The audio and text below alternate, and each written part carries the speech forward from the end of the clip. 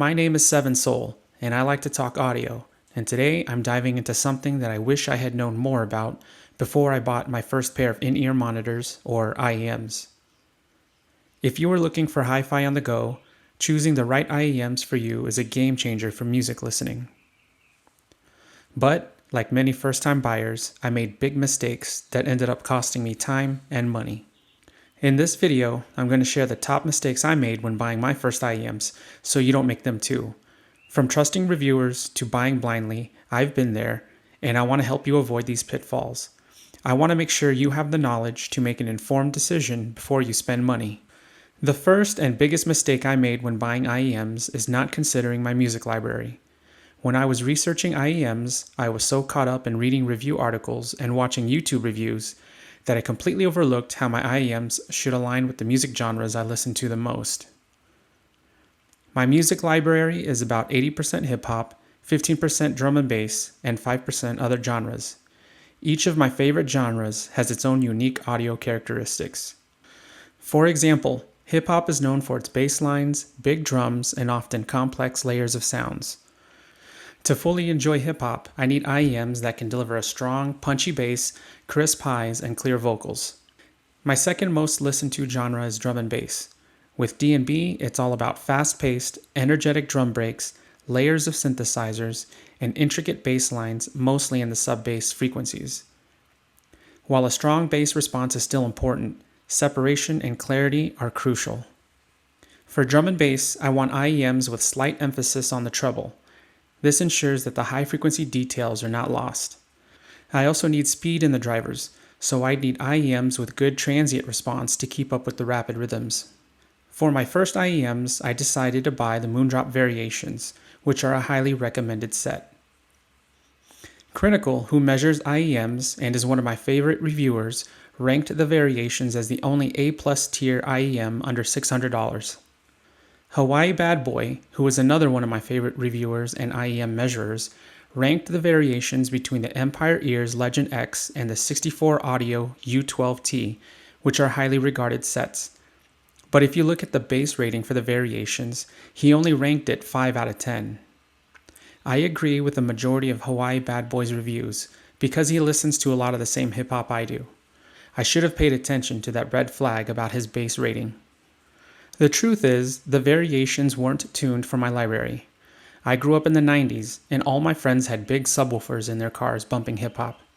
Naturally, I became a basshead myself, and the bass frequencies in the Variations sounded weak for my hip-hop and D&B. My number one mistake is that I should have used my music library to determine my IEM needs.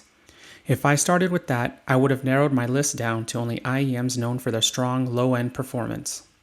My second biggest mistake buying my first IEMs is directly tied to my first. I should have known my preferred sound signature was a V-shape. Knowing this would have cut down so much wasted time researching different IEMs.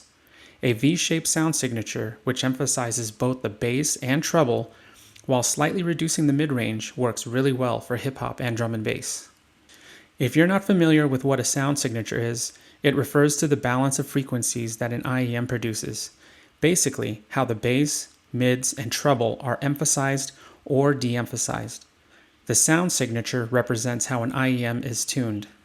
There are several sound signatures, such as neutral, U-shape, W-shape, bass-boosted neutral, warm, dark, etc. Each of these signatures cater to different musical tastes or needs. For example, a neutral sound signature aims to reproduce music as accurately as possible, which is great for music lovers who don't want coloration and prefer a reference point for their music. My V-shaped signature was easy to figure out if I just based it off my music library in the first place. So instead of getting lost in a sea of reviews and IEM ranking lists, focus on IEMs that are designed to deliver the sound signature you love. I should have avoided blind buying. I don't live anywhere near an audiophile store, especially one that sells in-ear monitors. For me to try IEMs in person, I could attend a hi-fi audio convention such as CanJam and hope I can demo my target IEMs, or I can meet up with a fellow audiophile who owns the IEMs I want to hear. Or I can blind buy online and rely on the online store's return policy. I decided to blind buy. If you don't know what blind buying means, it means buying IEMs without hearing them first. This was a big mistake, and I should have auditioned my target IEMs first. Nothing can replace the experience of hearing, seeing, and touching IEMs in person. I realized that what looks good in video doesn't translate to your preferences. Here's why trying IEMs in person can make all the difference. First, let's talk frequency response graphs. These graphs can give you a general idea of how an IEM is tuned, but they don't tell the whole story. The human ear perceives sound in a complex way. The only way to know if you prefer the tuning is to listen to them yourself. Plus, you can determine if the IEMs fit your ears comfortably. A perfect fit is essential for long listening sessions, and getting a good seal is crucial for sound isolation and bass response. Poorly fitting IEMs can lead to discomfort and lackluster listening sessions, no matter how great the tuning is. Another huge benefit of trying IEMs in person is that you may be able to test them with your portable audio chain. You can use your favorite music tracks, your digital audio player, your own IEM cable, and your own ear tips. This way, you can see exactly how the IEMs sound with your setup, which can be very different from auditioning with pre-selected music with a DAP you don't own. So next time you're in the market for IEMs, I urge you to not blind buy. Take the time to verify their tuning, listen to how they perform with your music and equipment, and make sure they fit. This hands-on approach will help you make a better decision and ensure you're satisfied before you buy. My final big mistake is trusting reviewers.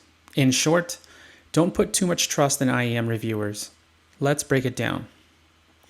When I first started building a list of target IEMs, I spent countless hours watching YouTubers and reading reviews trying to find the perfect set. While reviewers can offer valuable insights, it's important to remember that their opinions are just that, opinions. Our ear shapes, our ear canals, and the way we perceive sound can vary dramatically. This means that IEMs a reviewer loves might not sound the same to you. A reviewer's perfect bass might be another person's muddy mess, and what one reviewer finds bright and detailed might come across as harsh and fatiguing to someone else. This is why it's so important to be cautious with reviews. An alternative is to look for reviewers who listen to the same music as you. This can give you a better idea of whether their recommendations might align with your tastes. For example, if you're like me and you love hip-hop, find a reviewer who shares that preference and see what they recommend. So let's summarize how you can use my 4 biggest mistakes when I bought my first IEMs to avoid wasting your time and money. Start by giving a good look at your music library. Match your IEMs to your genres. Next, know your preferred sound signature. The signature will enhance your music listening experience, and it will narrow down your target IEM list. Third, avoid buying IEMs blindly. Seek out ways to try the IEMs in person first. Check the tuning and evaluate the fit. There's no sense in buying a set for awesome sound if you can't stand wearing them. Finally, don't put too much trust in IEM reviewers. Use their list of pros and cons as your starting point, but don't let those reviewers make the purchasing decision for you. I'd like to give back and help build an audio community, so tell me your IEM buying mistakes and opinions in the comments. If you found my video helpful in any way, please give my video a thumbs up so it can be seen by the right audio enthusiasts. Also consider subscribing if you haven't already. Thanks for watching.